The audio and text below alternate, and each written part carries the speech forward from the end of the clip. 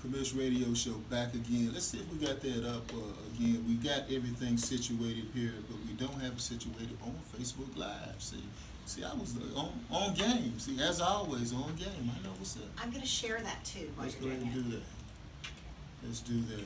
We're trying to get everything situated. If you are now listening to us across the airways on fbrn.us, fbrn.us, you are listening to the best radio show for social justice from Como to the Congo. I'd like to send a special shout out to all of those people who are listening to us in St. Lucia and also in the Virgin Islands. The mom of Botham John was here a couple of weeks back. I had the privilege and honor, shall I say, I had the opportunity, because it is not a privilege and honor to meet someone whose son was placed in a situation that he met his death at the hands of the Dallas Police Department in a horrible way. I'm not here to talk about that, but I am here to talk about the fact that this radio show is international in its scope, but we are local in our focus. Again, we are international in our scope, but we are local in our focus. We are drilling down, if you will, to the elections that will occur in 50 hours from this moment that we're speaking of right now. 50 hours from this moment. And at the conclusion of the show, we will be in the final 48. Check that out. That was a good intro. The final 48. The final 48.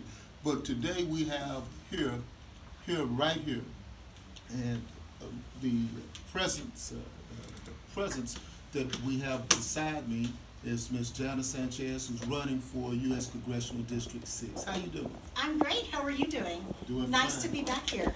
You've been a long time, shall I say, a long time listener, and you've been here several times, so I appreciate you for coming back. We had scheduled you to come on for this particular day. You had promised that you would be here during the last couple of hours in which we will be able to talk about this campaign. So you're giving them hell, it seems like. I think I must be. I think I'm on someone's nerves, I would guess. All right, tell us about yourself for those people who are listening in. So I grew up in Ellis County, and I graduated from Waxahachie High School, went away to Rice University, was away quite a long time building my career at first as a journalist and then in public relations. And about 4 years ago, I moved back home to help take care of my parents who were getting up in years. And I was pretty non-political, basically not really paying much attention to what was going on. But after the election in 2016, I decided that I wanted to have more of a say about what was going on in our country. I was very alarmed about a lot of the anti-immigrant rhetoric that I was hearing. It was very upsetting to me, as my grandfather was an immigrant from Mexico. And I also just felt that it was time for me to make an effort to stand up for other people. And so the people who I'm standing up for now are the people of District 6, which is the southeastern quadrant of Tarrant County. That's the majority of the votes are in the southeastern quadrant of Tarrant County, Ellis County, where I'm from, and Navarro County right below it. So what I'm doing now is trying to fight to make sure that the families living in District 6 have the things they need to succeed in life, and that means health care for all, well-funded neighborhood schools, better jobs, and immigration reform to make all of our lives better. Let's talk about immigration reform. We have about 50 minutes. Let's just go to the meat of it. You've already been here on the show several times before, as we said. So this is not an intro anymore. This is just let's go with what we know. Yeah. Immigration reform. Where do you stand at on immigration reform, and where does your opponent stand on that same subject? So I have I think we couldn't be further apart on immigration generally as an issue. I'm a believer that we are a country of immigrants, and that every person here, unless they were brought here by force as a slave, was an immigrant to this country. Our forebears are all either immigrants, slaves, or Native Americans, right? There is no American that has any more right to be here than anyone else. We're all Americans. Americans, and we all have that as part of our past. We were founded on the idea that we're a refuge for people who are under political or social or religious persecution. It's very much a part of who we are as Americans. So I start from that premise, and I say that we have serious problems right now with immigration, but they're not the problems that we're hearing that they are. So wait a minute, hold on. So you mean though that caravan that's going that they show on Yeah. TV Yes. and MS-13 being part of the caravan? You mean that doesn't exist? I seen the pictures. There is certainly a caravan of refugees making their way to the border. If they walk, 10 hours a day or 12 hours a day, they'll get here sometime around Thanksgiving. Okay. They're mainly mothers and children. I don't know the exact makeup of the caravan, but I think it is really being used as a political issue to divide Americans. We are members of an international community. We have norms and we follow norms and standards that we've signed up for in terms of refugee status. Those people are not criminals. They are not terrorists. They are refugees, and we have a process for processing people and for treating people who are applying for asylum. And they may not indeed fulfill those requirements, but they have to go through the process. We don't need 15,000 troops being sent to the border to defend against unarmed mothers and children. Yes. So but by the way, I think the most important thing is it's just a political issue designed to scare people. It's these refugees, we don't even know if they're going to make it to the border. We don't even know what's going to happen to them as they head that way. This is an issue being used by our president to divide people. okay, and you said a word in it. You said asylum. Asylum.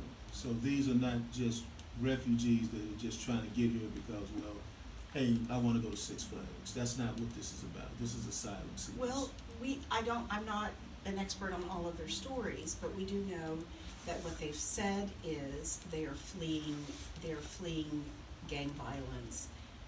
We know that women throughout Central America and Mexico face very high levels of sexual violence at the hands of drug cartels, at the hands of law enforcement who are sometimes working with the drug cartels. So we know that the issues that they're facing may or may not be real.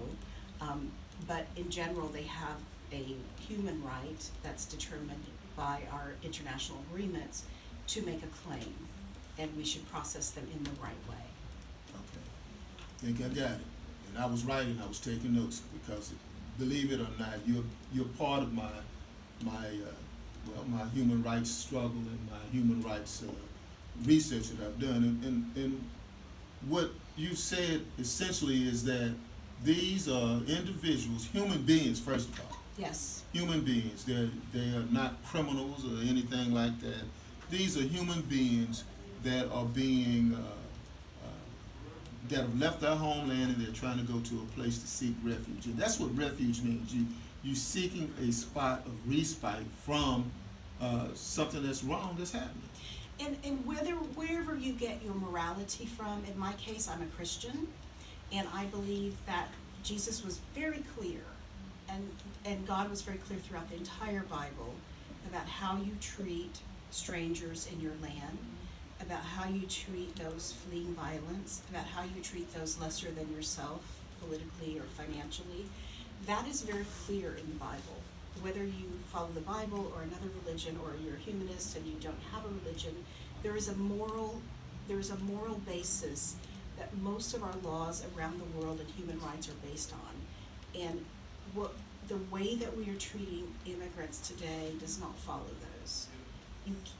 It's not in line with those moral or ethical or religious tenets that we follow as a country and as individuals.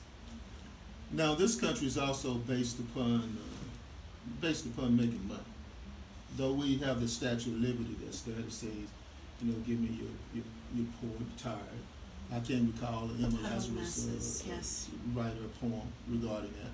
But I do recall the fact that we have had a time or two in which we have turned away people, and this is occurring now. That we've turned away people Sure. from a socio-economic struggle that are trying to come here. So a couple of things. Immigration, especially across our southern border, is at a 15-year low. And many of the immigrants who are in this country have actually left the country because life is very difficult for them here. Immigrants commit crimes at a much, much lower rate than our American population does. And most immigrants are here just to work for a short period of time and return home with the money that they've saved and having sent money back home to their families, for instance. We take advantage of them by not paying them decent wages. They pay taxes, generally speaking. They need a social security number or something like that to get paid. They don't apply for tax refunds because if they do, they're afraid of getting arrested. So in most cases, they are contributing to society, doing jobs that are not wanted, that are not sought after jobs for other segments of society. They are generally law abiding. And they're super important for our economy here in District 6. They are important for agriculture, they are important for construction, food production, and hospitality. These are all important areas where they are being employed. People know that they are not here legally when they employ them. They know that they are not, that's not really their social security number, but they employ them because we have very much a labor and skills shortage in our state. So immigrants are good for our economy. Immigrants who are here for economic reasons are good for our economy. And the only thing we need to know about the people who are here is who are they? Why are they here? How long do they intend to stay? Are they here just to work?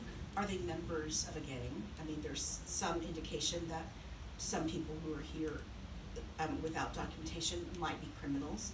We want to know who those people are. Let's look at that. Let's dive a little deep on that just for a second, and then we'll go on to the next topic, which will be economics in District 6. It's my belief, and I heard the President of the United States, this United States, not these states, but this United States, say that MS-13 is with them. And I'm like going like, wow. How does he know that? How does he know that? And then second of all, if I was like a gangbanger or something like that, I wouldn't be walking 2,000 miles with kids yelling and screaming and crossing streams and there, because if you kind of used to a different kind of lifestyle, and that wouldn't be it. I think there's a lot of misinformation about immigration because it's being used to divide people politically. We know that, so if we separate refugees from economic migrants, people who are coming here to work, those are different categories. These people, from what I've seen, are refugees fleeing violence. They are fleeing the same people. And mostly women and children. Mostly women and children. And women do face extreme violence, which is often at the hands of criminals in Central America and Mexico, and often not prosecuted because the police are sometimes on the same side with the criminals. So women, the murder rate for women is very high. The human trafficking is very, very high. But again, I want to separate these issues because reality now, we've completely lost touch with reality in terms of who's here and why are they here. There's a certain number of people who are fleeing violence and who are refugees. The majority of people who are here without documentation are economic migrants. They came here to work, and we need them to come here and work. So what we need to do is make sure that they have a path to be legally here, which means that we vet them thoroughly, we know who they are, we know why they're here, we know how long they plan to stay, we know how to find them if they don't report back on the day that they're supposed to leave to go back home. And we need a system for processing all of that. And I, again, have a whole plan for this on my website. No, what's your website? Sanchez 4, that's the number 4, Okay. Texas.com. if you look under immigration reform, you'll see my plan, which was worked out with mainly Robin Hoover, who's a well-known immigration expert out of Arizona, New Mexico. And he has interviewed thousands of immigrants who tell him that basically they want to stay here for a while and they want to go home. Now, what's that again? What's that website again? Sanchez, 4 Texas. So Sanchez4Texas.com. It's the number 4 rather than written out. So the plan is, but then there are other people here. Sometimes people have been here for 30 years and they never got the documentation they needed for whatever reason. They have family, they have children, they have wives, husbands, and we need to give those people a path to legal status. So the first thing we need to do is understand who exactly is in our country and why they're here, vet them thoroughly, and give them a chance to have a driver's license, car insurance, health insurance, all the things that they can purchase with the work that they're doing. Okay. Now, you were mentioning about economics in this district, District 6. What's going right or what's going wrong? So I think that this district, what you have is you have a lot of people who cannot afford to actually make a living here. We have about 30% of the people in the district have a 4-year degree. The rest have something less than a 4-year degree, many high school graduates. And unless you have a certification or a training, something like building trades or healthcare or something specific that helps you make a good living, it's almost impossible to make a living as a high school graduate in this district. The cost of living is too high and the salaries are too low. So what you have is people who are still living at home with their parents and they can't go on and build their own lives, or they have to work 2 or 3 jobs.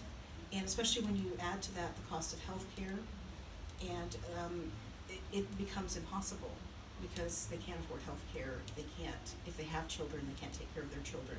So what we need to do is get to a system where people have better skills, have better certifications, have that as a part of our high school programs. And there are some really excellent programs like that in the district. Mansfield is probably the main one in Mansfield, and also Arlington, which is very similar, makes it possible that by the time you finish high school, you actually have a community college degree and a certification. Those are the kind of programs we need to have everywhere. Now, before we go to a break, we're coming up on a break, time, the 30-minute break, what I would like to ask you about is, you said a living wage. Are you in favor of a living wage? Absolutely. What should a minimum wage be? I think the minimum wage needs to be high enough for someone to make a living, to be able to afford a basic standard of living. I don't have a specific figure in mind. The one that most people agree is probably a minimum wage is $15 an hour. I'm not suggesting that we implement that right away. I think we want to move towards that. But I think it's really important to understand that most people who are on minimum wage are not the first or second income earners in a family. They're usually teenagers. What we need to make sure, it's not about the minimum wage, it's about living wage, and whether you as an adult, perhaps starting a family with children, can make a living that qualifies you to have health care, to have a roof over your head, electricity, water, all of those things. So I don't think the focus should be on minimum wage. I think the focus should be on everyone being able to achieve the life to which they desire, so to which they aspire. So going back to this idea that my parents had and that my grandparents had of the American dream, and that's what we're missing today. All right, Strip. I think it's about time for us to go ahead and take a break. We're going to go ahead and take it about right now. We're listening to Miss Jana Sanchez, running for U.S. Congress, District 6. And we covered during our earlier portion of the show, we covered immigrant rights, and we also covered the living wage. And when we come back, I see we have some people who are tuning in. Mr. Lorenzo Davis Sr. had asked about health care. I'd love to talk about healthcare. Let's talk about that. And Zamil is there. So, hey, good conversation, good questions. Thank you, brother. We appreciate it. Man, you gotta be careful when you're playing some meal music, man. It'll make you float away, man, on that. So we're gonna go ahead and say hello to Miss Sylvia St. John Martinez. Hey, that's the boss lady, ain't it? Yeah. So she's tuning in as well. So when we come back, I would like to remind you again, listen in tomorrow, Inside Texas Politics, 9 on 8, in which I will be talking about this election and the 2018 midterms and the Trump effect, or how it has affected us. And the affection is in the wrong set of ways here. So take a look at the North Dallas Gazette newspaper, in which I posted online, and you'll be able to get a little hint about what's going to be said tomorrow. I already know what's going to be said tomorrow because I already filmed it. But you will be able to see it tomorrow, 9 on 8. Strip, there you go.